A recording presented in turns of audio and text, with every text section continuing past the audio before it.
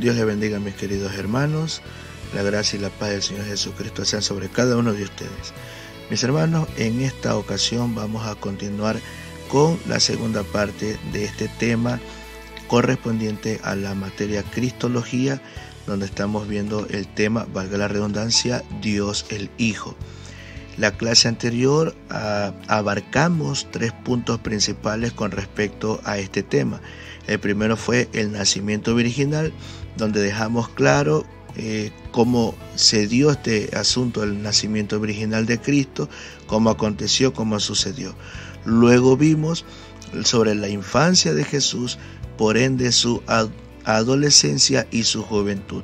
Y en ese caso nosotros vimos tanto lo que dice la Escritura como también parte que está basado en documentos extrabíblicos, lo cual era necesario tomar en consideración para nosotros poder entender algo más de la infancia, de la adolescencia y de la juventud de Jesús. Recuerde usted que en el caso de Lucas capítulo 2, que menciona acerca del niño Jesús en el templo, menciona que Jesús tenía 12 años de edad, y luego Lucas menciona que él aparece ya en el ministerio público a la edad de 30 años. Entonces tenemos un lapso de 18 años que no nos dicen nada los evangelios, pero que por documentos extrabíblicos, por historia extrabíblica, podemos entender más o menos lo que aconteció. Y eso lo vimos en la clase anterior. Luego vimos también acerca del bautismo de Jesús. Entendimos quién fue el bautista. Vimos también el método de bautismo, que se mencionaban dos clases de bautismo. Pero lo importante con respecto al bautismo es que eso lo consagró ya para el ministerio como tal. Ahora, ¿qué es lo que vamos a ver en esta nueva clase? Vamos a empezar viendo acerca de la tentación de Jesús, Y esta tentación de Jesús la vamos a ver bajo 3 aspectos, bajo 3 parámetros. El primero, que Dios no puede ser tentado. El segundo, que implica la soberanía divina. Y el tercero, que tiene que ver con la derrota del enemigo. Ahora bien, vamos a comprender la tentación de Jesús. Los evangelios nos dicen que el Dios encarnado fue llevado por el Espíritu al desierto y fue tentado. El texto nos relata las 3 proposiciones impías que el maligno le hizo y la forma como Jesús le contestó. Tengamos presente que los evangelios nos muestran 2 lugares o 2 citas bíblicas que nos muestran, valga la redundancia, la tentación de Jesús. El primer pasaje que usted ya conoce, que está en Mateo capítulo 4 del 1 en adelante, y el segundo pasaje en Marcos capítulo 2. De los 2 pasajes mencionados, el pasaje de Mateo es el más explícito, si cabe el término, o el más detallado con respecto a la tentación de Jesús. ¿Por qué? Porque la tentación de Jesús abarca 3 aspectos que son muy comunes en toda tentación que acontece a toda persona. Las tentaciones van las tentaciones apelan en primer lugar a las necesidades básicas que tiene el ser humano. De ahí la primera tentación, ¿no? De que estas piedras se conviertan en pan. La segunda, que apela a evadir el pagar el precio o evadir la responsabilidad de mantenerse fiel al Señor. Lo que Jesucristo escuchó en la segunda tentación fue: si eres hijo de Dios, tírate abajo, porque Cristo está que a su ángel le mandará para que tu pie no tropiece con piedra alguna. Y la tercera tentación, que tiene que ver cuando le mostró un monte muy alto, o el diablo, lo llevó a un monte muy alto y le mostró todos los reinos del mundo y la gloria de ellos. Dicho sea de paso que en el pasaje de Lucas, o en Lucas también se menciona la tentación de Jesús, pero hay un detalle, que Lucas sobre la tercera tentación añade un detalle, valga la redundancia, y dice que Satanás le dice a Jesús: todos los reinos son míos. Le estoy parafraseando el versículo: todos estos reinos son míos y a quien yo quiera se los doy. Y le estaba buscando la manera de que Jesús no asuma su responsabilidad o la labor a la cual él vino aquí a la tierra. Ahora, Eso para tener presente con respecto a la tentación. Pero volviendo al pasaje de Mateo capítulo 4, en las 3 proposiciones malignas que le hace Satanás, cada vez que comienzan las tentaciones le dice, o sobre todo en la primera tentación más que nada, en la primera tentación Satanás le dice, según Mateo capítulo 4 versículo 3, le dice: si eres hijo de Dios, di que estas piedras se conviertan en pan. Versión Reina Valera 1960. Ahora, el detalle está que en el griego original en que se escribe la tentación de Jesús, sobre todo en Mateo, en el griego original no es una pregunta, es una afirmación. Porque en el griego original la afirmación es: como eres el Hijo de Dios. Ahora, en ese sentido, Satanás da por sentado que él es el Hijo de Dios, pero Satanás pensó que él lo podía tentar y hacerlo caer. Ahora, ante este tan complicado como extenso tema, creemos conveniente que, aparte de resumirlo y condensarlo lo mejor posible, vamos a mostrar ciertos aspectos primordiales sobre este tema. Número 1, o lo primordial, lo fundamental, el tentador. Si bien es cierto que Satanás se muestra como el tentador, Satanás no tiene ninguna potestad de modificar la conducta de Dios. Ya, Satanás puede tentar, pero en retrospectiva hasta donde Dios le permita. Pero lo importante es lo que acabamos de mencionar. Satanás no tiene ninguna potestad de modificar la conducta de Dios. Y esto nos lleva al siguiente punto, el significado de la tentación.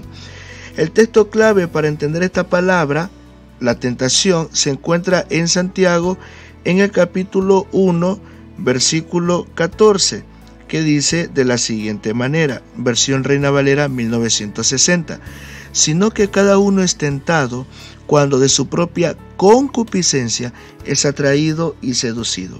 Aquí el detalle es, se afirma que las incitaciones a hacer lo malo provienen de la concupiscencia del hombre, que en el idioma griego se diría epitimia, que podría traducirse como deseo o pasión, pero que en realidad es una inclinación vehemente del alma hacia aquello que es contrario a la voluntad de Dios. Dicho de otra manera, o dicho en otras palabras, si combinamos estas dos significados que tiene la palabra epitimia, que se traduce como deseo o pasión, y vemos a lo que hace referencia, tenemos presente que el hombre cede a la tentación que se le pone por delante simplemente porque Satanás apela a su deseo, Satanás apela a su pasión, Satanás apela a esa inclinación que tiene el alma del ser humano a hacer aquello que va en contra de la voluntad de Dios. Ahora, esta declaración es de capital importancia, puesto que afirma que la epitimia es la causa de las tentaciones, que las incitaciones a actuar en forma contraria a la voluntad establecida por Dios nacen en el propio ser humano. No es como mucha gente presupone o piensa, o dicho de otra manera, lo que confirma Santiago capítulo 1 versículo 13 cuando dice: cuando alguno es tentado, no diga que es tentado de parte de Dios, porque Dios no puede ser tentado por el mal, ni él tienta a nadie. Ahí vemos lo que se mencionaba hace un momento con respecto a que Satanás no tiene ninguna potestad de modificar la conducta de Dios.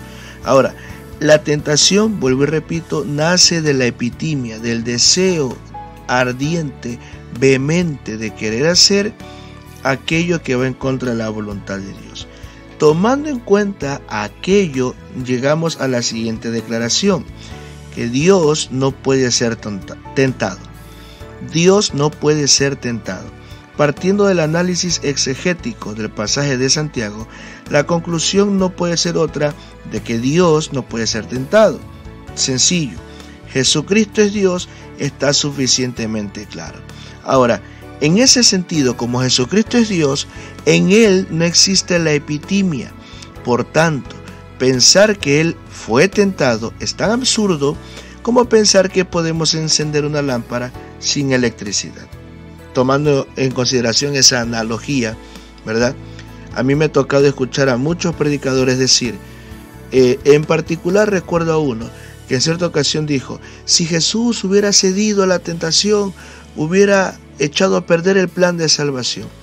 Bueno, es que esa persona, cuando lo mencionó, no tomó en consideración el significado de la palabra concupiscencia en Santiago 1:14, que ya lo hemos analizado, y por otro lado pensó que Jesús fue tentado como fueron tentados, como son tentados todos los hombres, pero que al mismo tiempo este predicador pensó que Jesús habría de reaccionar como reaccionan todos los hombres, ¿ya? Porque lo tomó en cuenta como su naturaleza humana. Jesucristo es Dios, vuelvo y repito, Jesucristo es Dios y en Él no existe la epitimia. ¿Por qué? Porque Él nació con una naturaleza santa. Recuerde lo que dice Lucas con respecto al nacimiento virginal de Cristo, ya lo vimos en la clase anterior, ¿ya? Entonces, Jesús, al nacer con naturaleza santa, a lo largo de su vida, a lo largo de los 30 primeros años de su vida, Él desarrolló un carácter santo. Y eso, dicho sea de paso, lleva a la conclusión de lo que debe vivir un cristiano. Cuando una persona cree en Jesucristo, cree en el Señor Jesucristo y lo acepta como su Salvador personal, en esta persona, nace una naturaleza santa. Lo que él tiene que formar es un carácter santo. Ahora bien, en el caso del cristiano, el cristiano se va a sentir tentado porque aunque en él hay una naturaleza santa, el cristiano tiene que lidiar con la naturaleza pecaminosa. Pero en ese sentido, vemos que el Señor Jesucristo pues hace una obra fundamental y dice el versículo 17 del capítulo 2 de Hebreos: por lo cual debía ser en todo semejante a sus hermanos, es decir, en forma de hombre, para venir a ser misericordioso y fiel sumo sacerdote en lo que a Dios se refiere, para expiar los pecados del pueblo. Y mira lo que dice el versículo 18: pues en cuanto él mismo padeció siendo tentado, es poderoso para socorrer a los que son tentados. Esa era la razón por la cual Jesucristo vino en forma de hombre y fue tentado. Y eso nos lleva, dicho sea de paso, al siguiente punto: el propósito divino de la tentación, el propósito divino en la tentación. La pregunta lógica es: si Cristo no puede ser tentado, ¿cómo debemos entender que el Espíritu le llevó al desierto para ser tentado? Aunque no hay una respuesta en la Biblia que nos explique esto, podemos caer en el plano de la opinión, no de la certeza. Dicho de otra manera, si Dios no puede ser tentado, entonces Satanás nunca tentó a Jesucristo. El único propósito de Dios al permitirle a Satanás hacer estas propuestas es revelar verdades eternas sobre el conflicto entre el bien y el mal. Número 1. Mostrar la perversidad de este engendro y la insolencia del arcángel de maldad al hacer propuestas impías al Creador. Satanás se atrevió a proponerle al Dios Creador que abandonara su plan de salvación. Si lo vemos de esta manera, Satanás pensó que él podía tentar a Jesús como en su momento lo tentó a Adán. Y él pensó que Jesús podía caer en la tentación como en su momento cayó Adán. Número 2. Revelar la obra de Dios. Es decir, que Satanás hará todo lo que esté a su alcance por impedir la obra de Dios, la cual es siempre a favor de aquellos que ha escogido. Ahora, ¿a qué nos referimos con revelar la obra de Dios cuando decimos que Satanás hará todo lo posible por impedir la obra de Dios? Aunque suene contradictorio, pues no lo es. Por medio de la tentación, Satanás intenta destruir la obra de Dios en nuestra vida. Pero al mismo tiempo, por medio de la tentación, Dios quiere mostrar cómo obra su poder, cómo obra su majestad, cómo obra su magnificencia y cómo Él es poderoso para socorrernos y llevarnos a otro nivel, si cabe el término. El enemigo nunca podrá destruir el plan divino de redención, aunque él busca destruirlo.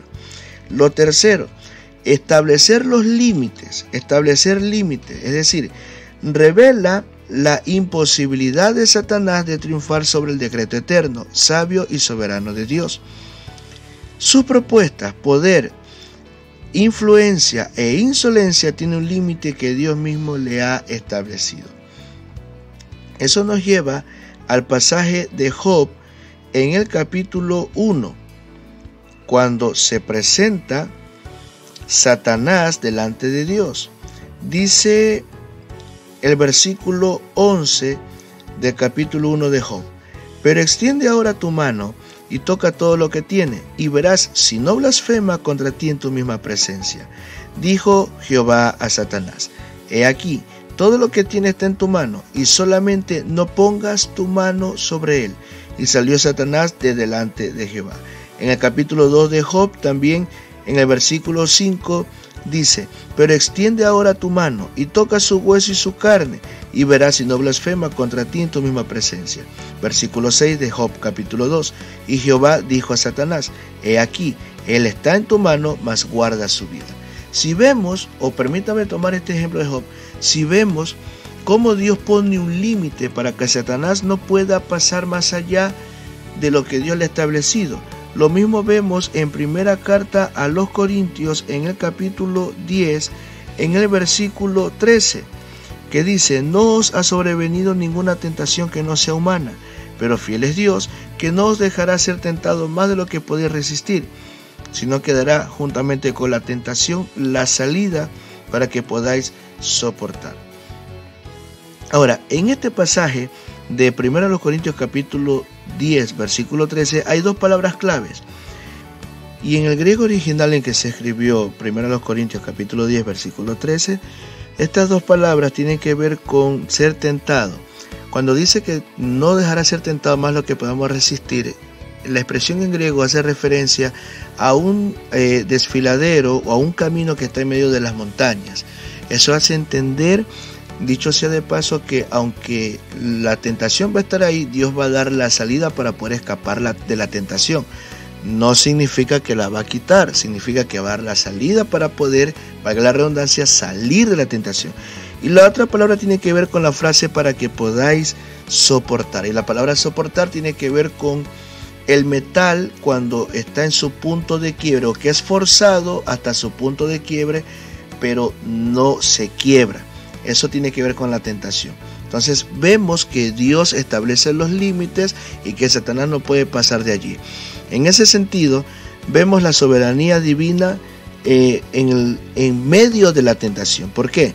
Porque este evento demuestra que Dios es absolutamente soberano y que incluso los intentos del maligno sirven para cumplir los propósitos divinos. Satanás es un instrumento involuntario en la mano de Dios para manifestar su gloria. Y por otro lado también vemos la victoria de Cristo en medio de la tentación. Porque aunque Cristo no podía ser tentado en su naturaleza divina, su victoria sobre Satanás en el desierto establece el patrón para la victoria del pueblo de Dios sobre las tentaciones y ataques del enemigo. Ahora bien, vamos a ver el siguiente punto, que es la transfiguración de Cristo. Y esto vemos bajo tres aspectos. Número 1, el monte de la transfiguración. Número 2, la gloria, la Shekinah de parte de Cristo, y la revelación a los discípulos. Ahora, vamos a ver acerca de la transfiguración, el cual es un evento maravillosamente espectacular, ocurrido en uno de los montes al norte de Israel, conocido como el monte de la transfiguración. Es probablemente el monte Tabor o el monte Hermón. Ahora, debemos entender algo muy importante con respecto a este maravilloso evento. En primer lugar, en los sinópticos que se registra este acto, aparece la palabra metamorfomai, que traduce como transfigurar, la cual aparece también en otro pasaje de la Escritura, que aparece Romanos 12:2 y 2 Corintios 3:18. Romanos 12:2 dice que no os amoldéis a este siglo, sino transformaos por medio de la renovación de vuestro entendimiento, ¿ya? Y ahí vemos, ¿no?, la palabra metamorfomai, que traduce transfigurar. Y esta palabra significa un cambio de forma externa que revela la realidad interna. Y eso es muy importante porque si tomamos en consideración Romanos 12:2, cuando el texto sagrado dice: no os conforméis a este siglo, sino transformaos por medio de la renovación de vuestro entendimiento, para que comprobéis cuál es la buena voluntad de Dios, agradable y perfecta. Una vez más, Reina Valera 1960. En ese sentido, transfigurar, que viene de la palabra metamorfomai, significa, como le dije hace un momento, cambio de forma externa que revela la realidad interna. Es decir, si lo aplicamos en el pasaje de Romanos, nuestra realidad interna debe verse reflejado en un cambio en la forma externa, en lo que el mundo ve. Lo que los demás ven en nuestro cambio externo está reflejando nuestro cambio interno. Lo mismo aconteció con Jesucristo, porque si nosotros vemos en los evangelios cuando habla de la transfiguración de Cristo, Marcos capítulo 9 versículo 3 dice: sus vestidos se volvieron resplandecientes, muy blancos como la nieve, tanto que ningún lavador en la tierra los puede hacer tan blancos. Una vez más, Reina Valera 1960. Y esta palabra metamorfomai va en contra, por decirlo así, o es diferente a la palabra metagesmatizo, que significa transformar, es decir, un cambio sustancial de naturaleza. ¿Cuál es la importancia de esto? Que en primer lugar vemos que en el momento de la transfiguración se permitió que su gloria intrínseca brillara, es decir, la Shekinah. Y esta gloria era suya propia, era la gloria intrínseca en él y que emanaba de él. Ahora, no fue una gloria prestada ni impuesta, sino la radiación natural de su divinidad, que normalmente estaba velada por su humanidad. Es decir, en ese momento, cuando los discípulos vieron que se transfiguró, se reveló su realidad interna, no era una gloria prestada, no era una gloria impuesta, era la gloria propia de él. ¿Cuál es la importancia de esta transfiguración? La importancia de la transfiguración es evidente por el hecho de que se describe largamente en cada uno de los evangelios sinópticos. Tal es el caso que se dedican 38 versículos del texto sagrado a la descripción de este evento, porque tanto Mateo, Marcos y Lucas detallan cómo fue la transfiguración de Jesucristo frente a los discípulos. Ahora, los elementos de la transfiguración que vemos en los pasajes de los sinópticos: número 1, el Jesús transfigurado, el Jesús que revela su realidad interna, el Jesús que muestra una gloria que es propia de él, una gloria que no es ni prestada ni impuesta. Luego Moisés y Elías, que aparecen como, en Apocalipsis aparecen como los dos testigos, pero en el caso de los evangelios, en el caso de la transfiguración de Jesucristo, Moisés y Elías juegan un papel fundamental, porque en primer lugar, Moisés aparece como el gran profeta a quien conocía Israel, y luego aparece Elías, que fue el gran reformador dentro del pueblo de Israel. Recuerde usted que Moisés, como profeta de Dios, conduce y guía al pueblo hasta la cercanía de la tierra prometida. También recuerde usted que Moisés no pudo entrar debido a una falla que él tuvo. Y aparece Elías como el gran reformador de Israel, porque Elías aparece en un momento crítico donde gobernaba Acab el pueblo de Israel. Y la escritura dice que Acab fue el rey más malo, más perverso, porque dice en el texto sagrado: le fue cosa ligera andar en el camino de los Baales, le fue cosa ligera andar en el pecado, en la maldad. Pero también hay un detalle: Moisés y Elías son los dos únicos personajes en la escritura cuyos cuerpos nunca se encontraron. Aunque Moisés murió, dice la palabra que su cuerpo nunca apareció. ¿Por qué? Porque en la epístola de Judas dice que el arcángel Miguel contendía con Satanás por el cuerpo de Moisés. y en el caso de Elías fue llevado en una carroza de fuego. Lo tercero que aparece, o el tercer elemento de la transfiguración, es la voz del Padre. La voz del Padre que resuena con poder, con autoridad. Y este es mi Hijo amado. A él oíd, dicen los evangelios. Y por último, 3 testigos o 3 discípulos que fueron testigos. Y llama mucho la atención que dice la Escritura que Jesús tomó a Pedro, a Jacobo y a Juan y se los llevó y se transfiguró delante de ellos. Tengamos en cuenta que Marcos menciona que a estos 3 los apellidó Boanerges, que traduce hijos del trueno. O sea, los 3 tenían un carácter tan volátil, tan peleonero si se quiere, que delante de ellos revela su gloria, y eso fue y marcó un antes y un después en la vida de ellos. Ahora, vamos a ver el magisterio y los milagros de Jesús. Dijimos en la primera clase, en la introducción, que el magisterio y los milagros de Jesús van de la mano. La enseñanza de Jesús va de la mano con las obras de Jesús a través de los milagros. Y en ese sentido tenemos 3 puntos: la enseñanza única, los milagros como señales y la autoridad de Dios como tal. Uno de los aspectos fundamentales de Jesucristo fue su magisterio. Para el ejercicio de esta función seleccionó en forma particular a 2 individuos para ser los depositarios de conocimientos básicos sobre los cuales se iba a erigir la doctrina del cristianismo.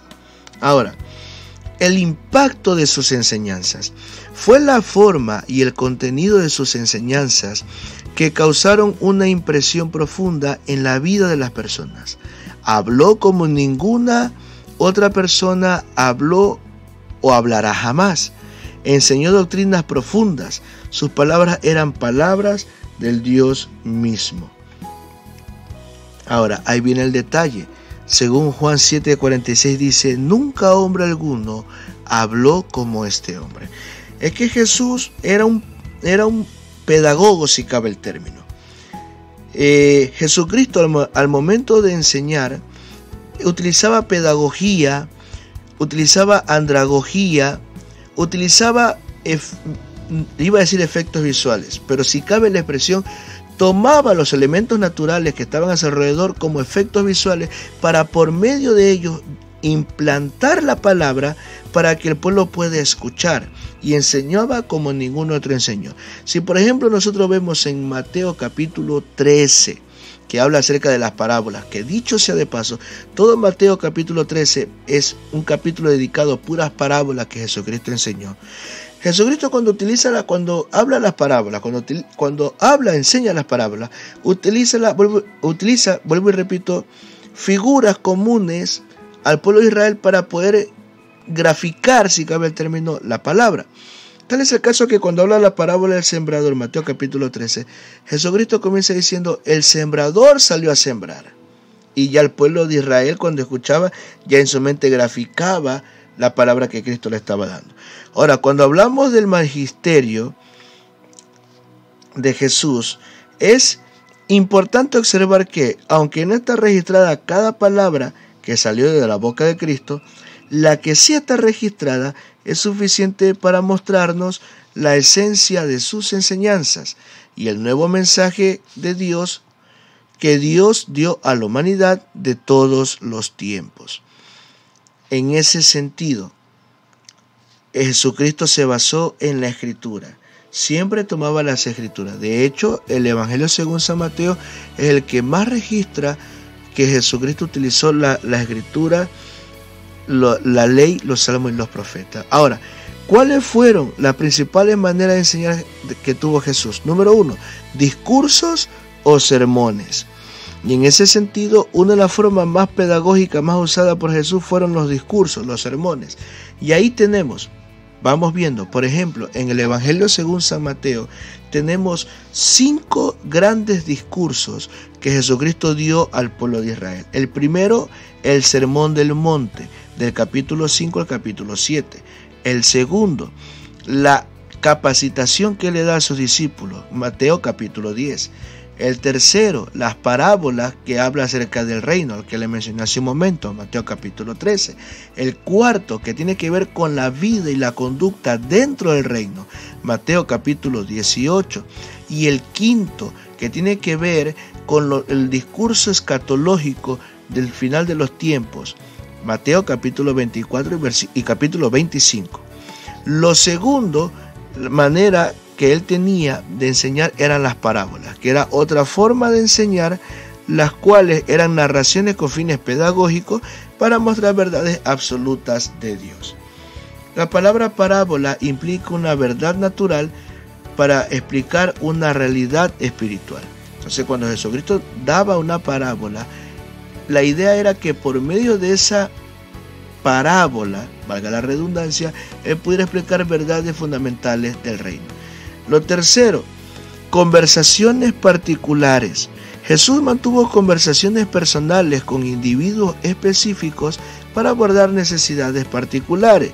Ahí en el manual usted tiene una lista de con quién habló y de qué temas habló. Casualmente tenemos las conversaciones claves registradas con el abogado, ¿no? Lucas capítulo 10 de versículo 25 al 37, sobre el tributo, Lucas 20 del 19 al 16, con el joven rico, Lucas 18 del 18 al 30, y ahí usted tiene una larga lista de las conversaciones que él tuvo. Ahora, el magisterio de Jesús se complementó con los milagros de Jesús. En ese sentido, los milagros de Jesús fueron el complemento del ministerio pedagógico de Jesús. Ellos eran una manifestación de Dios para que el pueblo creyese que Jesucristo era el Dios humanado, que tenía autoridad sobre demonios, enfermedades naturales y sobre el hombre mismo. En ese sentido, los milagros de Jesús eran parte esencial del ministerio de Jesús. De tal manera, estos llamaron la atención de las personas, puesto que eran señales. Como declara Nicodemo, no podría hacer esto hombre alguno si no hubiera venido de parte de Dios. Ahora bien, el ministerio terrenal de Jesús abunda en manifestaciones milagrosas que marcan una época única en la historia de la humanidad, como por ejemplo, los milagros únicos que hizo Jesús, caminar sobre el agua, y esto implica que Él tiene dominio sobre las leyes naturales, multiplicar los panes, que es una creación ex nihilo, es decir, es una creación a partir de la nada. Resucitar muertos, autoridad sobre la vida y la muerte, y extraer monedas de la boca del pez, que es control sobre la creación. Ahora, dicho sea de paso, cuando hablamos de multiplicar los panes, que es una creación ex nihilo, entonces mira, ¿cómo puede ser una creación de la nada si está tomando panes y peces? Bueno, sí, aunque estaba en la base, él crea más panes y más peces a partir de, si bien es cierto algo que existe, pero forma algo que no existe, de tal manera que ese milagro no se ha vuelto a repetir nunca más. Ahora, ¿cuál es la diferencia fundamental entre estos milagros? Es que estos milagros, por ejemplo, comparados con los que hizo Moisés, o Elías o Pablo y los ejecutados por Jesús, hay una diferencia muy clara. Esto implica que Jesucristo es Dios, que una palabra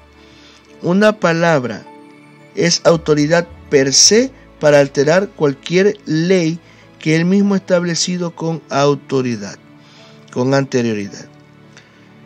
Jesucristo es Dios mismo, por tal motivo una palabra es autoridad per se, es decir, en sí misma, para alterar cualquier ley que Él mismo ha establecido con autoridad.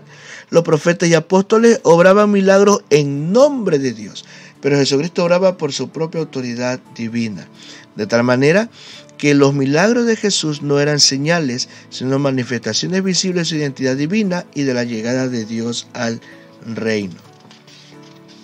En ese sentido, si cabe la expresión, Jesús tenía la oportunidad o la autoridad de hacer algo nuevo sin romper lo que ya está establecido. Por eso decimos que la palabra que él daba era autoridad per se, en sí mismo. porque él no podía romper lo que estaba establecido, pero sí podía hacer algo nuevo, como por ejemplo extraer monedas de la boca de un pez, o como por ejemplo caminar sobre el agua. Él podía hacer algo nuevo sin romper lo que ya estaba establecido.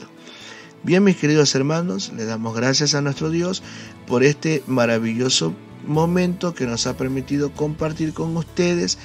Esta segunda parte ustedes deben estudiarla obviamente con su material y con su Biblia en mano. Con la ayuda del Señor, el día sábado 10 de enero ya tendremos clases presenciales y ahí continuaremos con nuestras clases ya establecidas. Que el Señor les bendiga, que el Señor les guarde y adelante con Cristo.